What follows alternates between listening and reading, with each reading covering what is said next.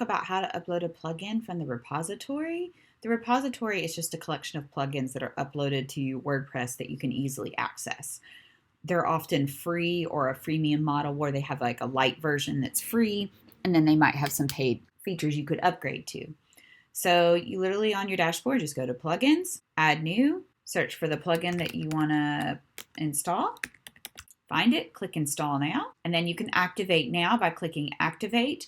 If you're waiting to activate it, perhaps you want to set it up later, you can come back to plugins and you'll see the ones that are activated are kind of bolded, and then the ones are not activated are just sort of a regular font. So in this case, I can just click activate right here. Sometimes it will add a notification or it'll take you directly to the settings screen. You can input the settings screen right away, or you can just wait till later and come back and do it again. The easiest way to access the plugin settings is to go into plugins and then find the settings underneath the plugin. When you want to delete a plugin, all you have to do is click deactivate and then delete. You do have to deactivate a plugin before deleting.